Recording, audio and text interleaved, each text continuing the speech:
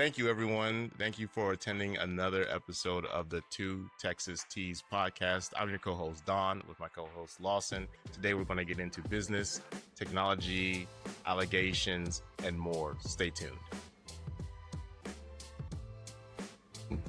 I'm here. I am on the podcast. It's Lawson. I am committed to the podcast, but Don, I never want you to say that I am not committed to this bit because I am on a beach. So tell us about your travels for our and listening how only audience. I think it's kind of like poetically funny and ironic that like the day after the Texas primary elections, I ended up on a plane in California. I think that's hilarious. So it's been nice to get away from in San Antonio. It's like rainy and gloomy and stuff. So it is like, but that it's like frustratingly pretty here. Like there's no bad weather here, and it's almost obnoxious how like great the weather is. It's like today, I think the high is like 70. It's like 70 and sunny. Right now it's like 60 and there's like sunrise. It's awful. I don't know if people are sad here. Well, so you've been to San Diego before, right? This is not so the first. I had family that lived up here, and we'd come up, and also like my best friend lives here, so I'm here with her and like hanging out with her, and then just having some girl time. And I'm at like a cove, and people are walking their dogs and hanging out. They're looking at you. They're like, "Is this another influencer?" Oh my god! Like we thought we had gotten rid of those when we moved down here from LA, but they came down here to chase us. Down here. Well, as you can see, I am not on a beach, but you know, we can all dream, live vicariously through you. So one of these days, like. My only story about San Diego is that I've been there twice. Each time was a friend of a family member, or I guess that means friend of a family member's home, or Airbnb, and it was a Christmas, so that was very, very nice. And I did not realize the first time I had gone there how many Prius I would see, Toyota Prius back in the day. And then everybody's house was on the edge of a cliff, and I was like, that's very strange for a city. But then you drive over a few miles and then you see the beach and you're like, wait a second, this city is amazing. And then, like you said, I mean, this is the Two Texas Teas podcast, but at the same time, I'm like, I don't know, y'all, San Diego, LA, just I understand it. And you get over here. I'm not a West Coast girly. I am not a beach girly. It does nothing for me. Like I like the historic cottages and like the like cutesy like preppiness of like an East Coast area. This does nothing for me. Wow, it does beautiful. Move me. It's gorgeous. That's it. But no. And you're like, see, this is when you run for office again. We're gonna take this clip out and say, like, I've been to LA and I've been to San Diego and I've been to the Pacific West Coast, but it has nothing on Texas. No. I had brisket here, and it's not Texas brisket, guys. It's They don't do it like we do it. You said y'all got a nice beach, but once you get below that, you start getting kind of like, wait a second. So the food is not as good here. I mean, the beach is nice, but after you go to the beach a couple of times, you're like, okay, what else can I do? And it just doesn't have the vibe of a Texas. There's not enough. Just, you know, maybe California might be lacking. This is Don, we had we have a lot to cover, and I have a Pilates class at 8 a.m. Pacific time with one of another Hollywood celebrity. So we gotta, I guess I'm happy for you. You know, the podcast is taking off. We have like 3 million followers already, and people are already inviting you out all over the country. This is exactly how we envisioned it when we had started it. Or the idea like 4 years ago, but we can definitely jump right into it. We can do the trigger warnings of, I guess, take it on a more serious note. So there have been a lot allegations. Exactly. There's been a lot of politics news over the last week, but I guess chief among them is the primaries. But before that, there is a certain member of Congress that represents Texas's 23rd congressional district is stepping down. You want to take your thoughts on it? Yeah, I just want to let everybody know, for those who may be know somebody or experience any type of suicide or suicidal ideation, we strongly encourage you to seek help. We will be leaving the hotline in and the information on how to reach out to resources in our bio or in our link to this episode for this podcast. And just giving the trigger warning that we will be discussing some of the allegations that are surrounding this current this particular piece of Texas politics. And so to say that, we're talking about Tony Gonzalez. Dawn and I have been really intentional about not really wanting to talk about this, considering that I'm a mom and I have a son, and I also have experienced the nastiness of slander and defamation of somebody, of having her name like run through the muck over when personal situations kind of like blend with like politics, and how far is too far. And so there were allegations of Tony Gonzalez having an affair with one of his staffers, who was out of Uvalde. I think it got really messy, if I will be very honest. I don't necessarily. I feel like the husband has said one thing and is doing a complete other by like literally helping to release text messages and photos.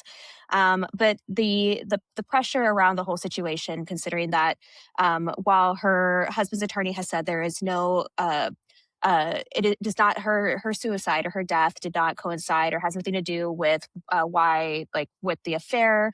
They have absolutely helped to weave it into other. We have, what's his name, the AR guy was like utilizing this affair for his like political slander campaigns. So it absolutely did play a part in this last election cycle. And finally, after Tuesday's primary elections, Tony Gonzalez went on and made a public announcement that he did in fact have this affair.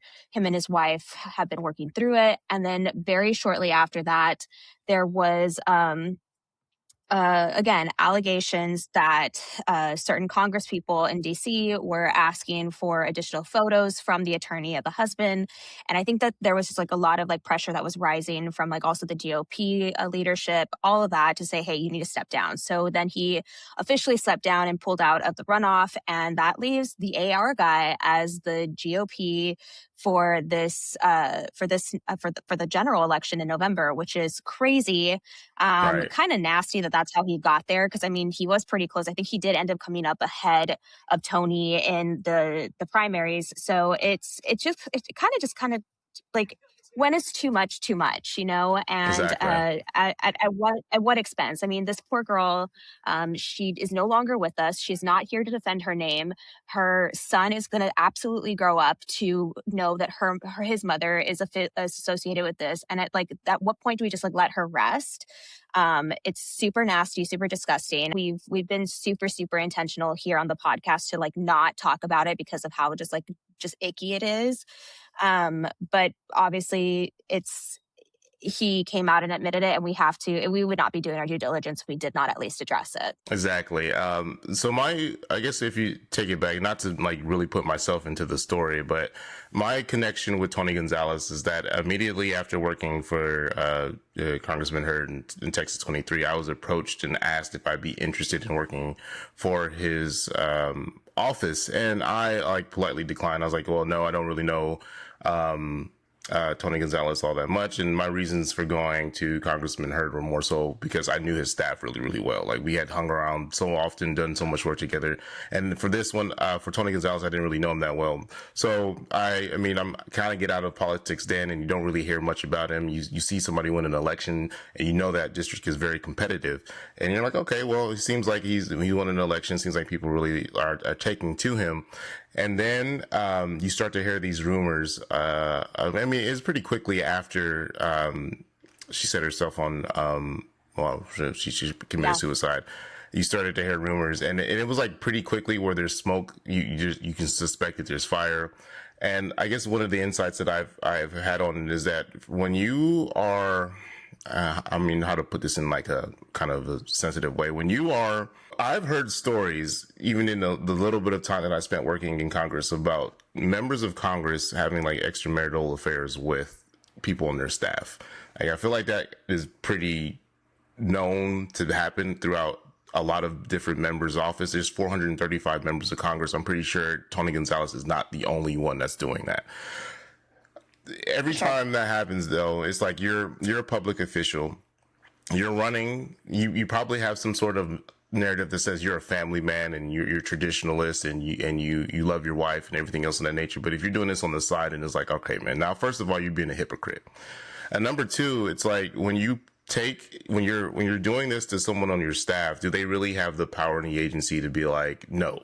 I mean, I don't know generally like how much she liked him. I mean, it seemed like she liked him a lot through a lot of the text messages. But at the same time, as a member of Congress, you do have that power. You are the boss in this office. And what kind of like agency does she have to be like, no, I don't want to do this because if you keep coming on to her? And then again, I've seen these kind of like narratives take place in other offices. I've like heard rumors about it. So I think a lot of people, when they saw the way she had committed suicide, it was kind of like, wait a second, like this is like very tragic, very is not something that's very common. Like, so you would assume that Congressman Gonzalez would have been like, okay, let me pause everything, come out and say what I've done, like pause the campaign, pause the office running. Like, this is the most serious thing that I could deal with right now. But then, you know, all the messages and all the rumors that come by, he's like avoiding Uvalde. He's not really going to. I guess he didn't go to her funeral. And it's like, all right, man, now the cover up is always worse than the crime. And you might think in your mind like, oh, I have nothing to do with this, but at the same time, like, she is your staffer. She was having an affair with you, and you are kind of taking this role of, oh, this is not me. This is somebody else's problem. I don't really have to deal with it. And I think you and I have talked about this. At that moment, you can't just be like, I'm congressman for a district. You have to be a person who cares about another person first. Now, maybe he was grieving and probably, we don't really know what he's doing, but just like every step along the way since the incident has just been kind of more people in the San Antonio politics have kind of just been looking at him like, all right, sir, like, you acting kind of weird now. So when it comes to this situation where we fast forward, and unfortunately, like you mentioned, her passing is being used as a political prop. And it's the unfortunate thing about working in politics is that when you're in the campaign, everything can be used against you if somebody finds out. And he finally admits to it months, is it 5-6 months later? It's like, man, like, you could have really just taken care of your business at the beginning of the situation, handled it a lot better. And now you're just making the family look bad. You're making her look bad. You're putting her out there. Her kid is going to remember this forever. And it's just like a really bad situation all the way around. So that's kind 100%. of And like, I don't think that how her husband has been handling it has been truly given her any grace and favor. And he says what, like I said, he's saying that he's trying to do this so he can, like, you know, vindicate his wife's name for his son. But like, the actions are speaking a little louder than the words for me, and I don't believe that. And you're right. I mean, when you are a staffer, how much authority do you really have to say no? Especially if like you need to work. So I definitely think this was super messy. I think it was absolutely messier than it needed to be.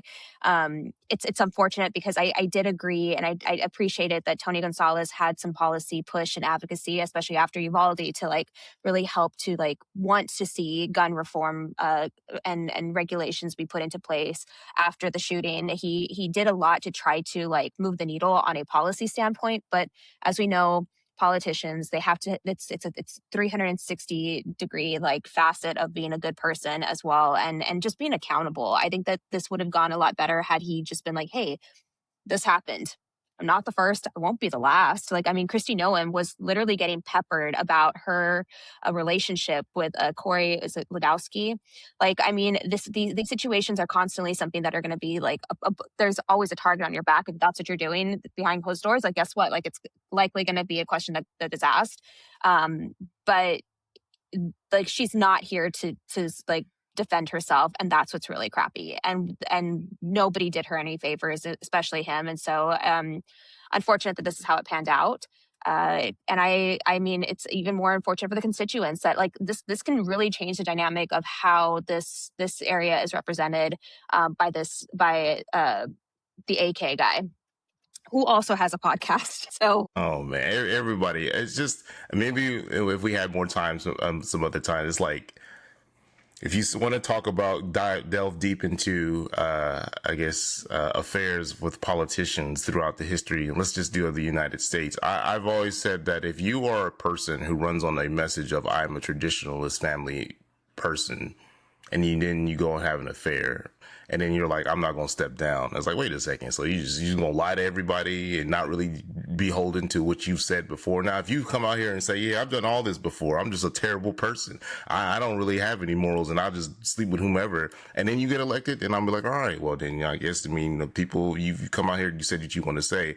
So I guess in a sense, it's like, at what, I mean, and we're in this political environment where a lot of politicians, since I'm going to say 10 years ago, since a certain president took over, a lot of politicians are not taking accountability for anything. Like they get in trouble, they get caught for something, and they just kind of just shrug and just like, I'm just continuous. And I think I mentioned this to you before. Is like I think we need to go back to a certain place where there's shame and people do step down because what they've done is not acceptable. Running for Congress is not a right. Like it's a privilege. And it should be a privilege to serve people. And if you're going to just sit there and just lie to your constituents about your actual values and your family too, like more importantly, your family, like who knows what his wife is dealing with. I'm pretty sure she's just as upset as he is, or 10 times more than him. Like his exactly. Kids, like it's not fair to the kids. And I that's who I'm thinking of. It's like, it's just not fair to them. Hey everyone, thank you for coming to our ad break. This is for all the folks that would love to be a part of our Two Texas Tea podcast in a way such as sponsoring. So if you are interested in wanting to be a part of the podcast and share your information about your business or what you're doing, you can always send us your inquiry or your interest by going to emailing us on our email address right here below, or following us on social media and sending us a message, or checking out our website. So we hope to hear from you soon, and we would love to be able to showcase what you're doing.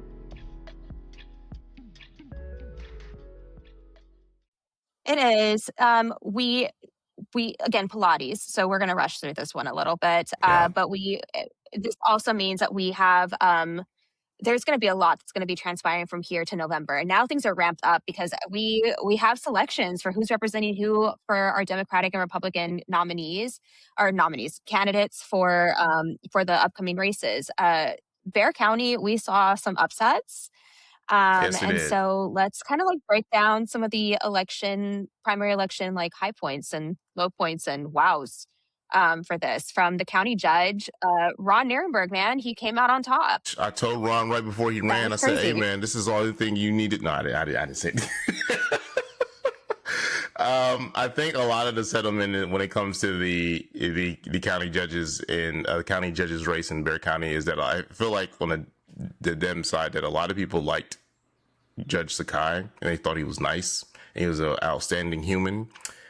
And then they saw Ron as someone who was more of an executive and a CEO. And Ron just having that name recognition from many, many years in the mayor's position, and many, many years in the city council position.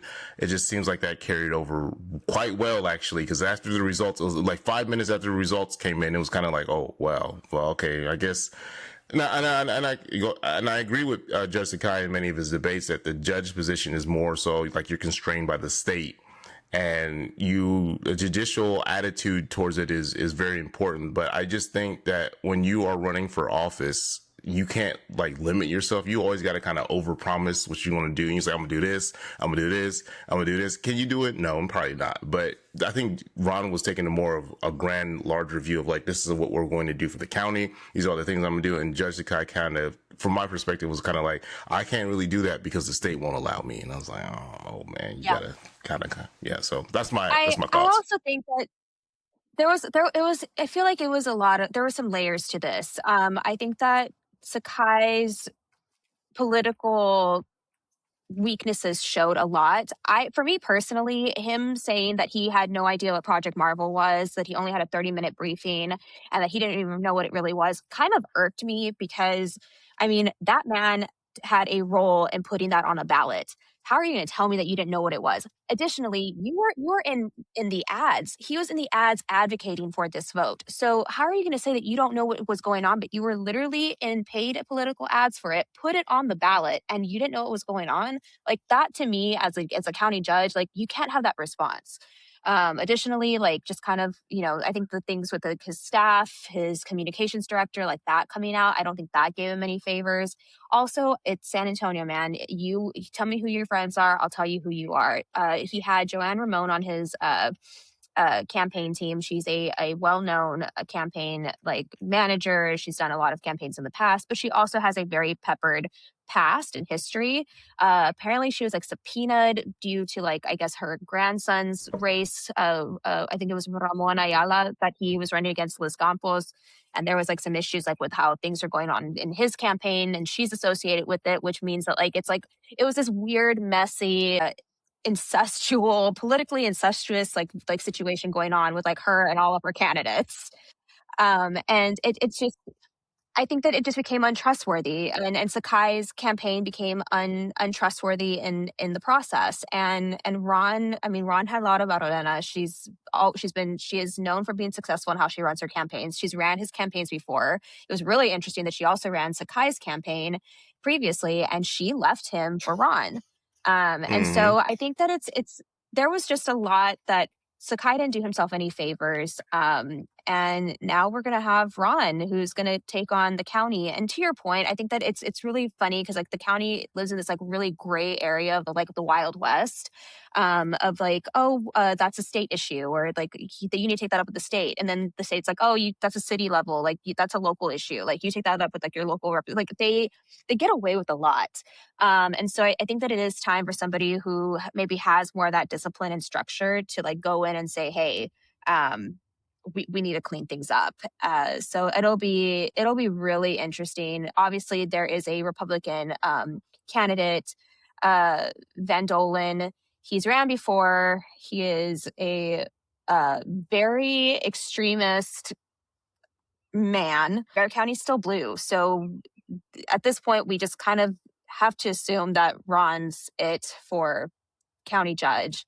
And it'll be an interesting 4 years to see how he works with the other commissioners on the commissioners court. I heard Van Dolen said he's calling for a red wave in November. He said all of Bear County's positions going red. So, he didn't say that for certain. I'm just saying this, but yes, the county positions. We are a Central Texas podcast, so on the next episode, we'll probably go up to the north and just kind of detail like what do those county positions mean on the outside of Bear County. But we are both co-hosts worked in the Bear County in politics, so we kind of like default for that for a little bit. County clerk, district attorney. I was not following the county clerk race that closely, but the district attorney, I did watch the debate, and I did know a few of the people on the team, and I do have a family member who has, I won't say suffered, but it seems like has not really liked the process of the previous DA in Bear County, and we've heard the rumors about how he runs his team and how things are going in that way. So now that he is not running for re-election, Joe Gonzalez, and we have these new individuals on here, the people who've kind of come up to the top as far as like the two major candidates is pretty interesting. Is it district? I forgot what the judge that was the appellate court? Is it? I can't remember what court she was a part of. We have Jane Davis and. Mm-hmm. We have Jane Davis and Elena Chapa? Elena Luz Chapa? Chapa. Yes. Those are the two candidates. Majority of the candidates for DA that have not, that did not make it, they came out with for Jane Davis. And I think because of the concern for Chapa not having any type of the appropriate experience for this role, which has been interesting because like she got the support from like SAPOA and the Deputy Sheriff's Association. Like some of the bigger interesting things, she should be it, which I thought was like a really interesting take from them because I don't think they've ever done that before. So that kind of like put a real balance on that one. I think it's going to be, again, there's systemic issues that need to be addressed, and we need the right people in place that know how to handle those to get that done. Hey everyone, thank you for coming to our ad break. This is for all the folks that would love to be a part of our 2 Texas Tea podcast in a way such as sponsoring. So if you are interested in wanting to be a part of the podcast and share your information about your business or what you're doing, you can always send us your inquiry or your interest by going to emailing us on our email address right here below, or following us on social media and sending us a message, or checking out our website. So we hope to hear from you soon, and we would love to be able to showcase what you're doing.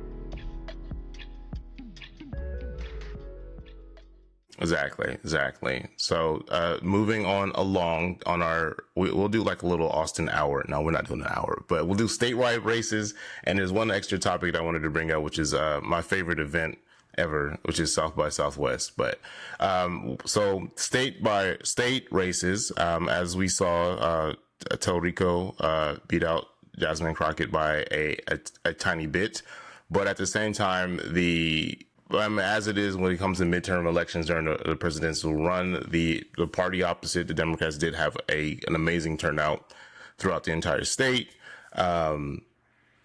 I heard that Greg Abbott lost his reelection. No, he didn't really. He kind of won that. He won his primaries pretty easily. So did Lieutenant Governor. Yeah, exactly. I was like, y'all don't. Was he even primary? Like, what's going on here? Like, y'all can't just be letting people just win for free. Like, this is America. We need to compete in this state, in this country. But. Yeah. It's pretty interesting. We are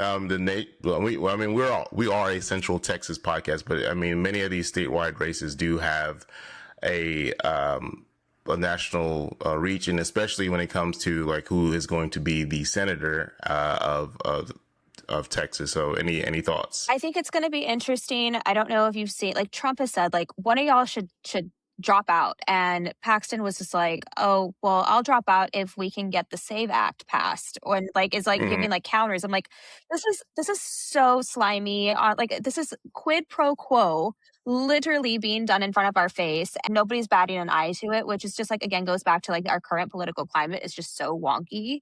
Right. It is an interesting race. Gina Hinojosa was the Democratic winner for the governor's race, but she has a lot of votes to make up because he brought in like a lot more votes than she did. So for the governor's race in particular, we do need there needs to be some like competitiveness that comes in, and hopefully she can make up that deficit by that time. Talarico winning that was actually surprising for a lot of people because Jasmine Crockett already has a DC experience. There was a lot of like, what does he know? There was a lot of internal fighting between the Democrats, and that kind of got put out everywhere. Also, have to highlight things going on in Dallas with the polls and people getting turned away to vote. How did that end? Like, it's going to be interesting to see like what the real impact was on that. Because that was wild. That they ended up doing like an emergency extension of like the polling locations till 9 p.m. Which was also what delayed a lot of the results for election day because we were waiting for like a full count of everything because of that. I think too, yeah, we're Central Texas, but I do want to also highlight the Congressional District 15 race. Bobby Pulido, who is a Tejano music star, used his name recognition and is now the Democratic winner for that seat. And for me, it's a little unfortunate because I did get to meet him and I met his team and I listened to his campaign early on. I saw no policy legitimacy to anything that he had to say. Where his opponent, she was a doctor and she had like experience, like, you know, being on commissions and getting things done and like being like committed to like actually living there, where like he has a home in Mexico where his like him and his wife, who I think is a dual citizen, or she is a Mexican citizen, and like he could not say anything about women's health care. He really leaned heavily into like his stance as being a Catholic, and how like, but that's not gonna like, but like it was like talking kind of like he was double talking on that whole situation. Right. Did not have any policy on how he was going to help small businesses and economic workforce, like a workforce plan, healthcare plan for those, like literally no plan. And it just kind of validates what we've been saying this whole time, where like it's name recognition, it's uneducated voters going out to vote. It's insane. But I'm disappointed because I wanted him to have like more than just this felt like a pet project for him to be like, I want to run for office because I have the money. And now he's a Democratic candidate for it. So that's going to be one to watch too, because South Texas is absolutely like on a federal level, on a national level, is an area that they have been looking for to really flip blue counties to red counties. And even like back home, mine has historically always been blue. It's red.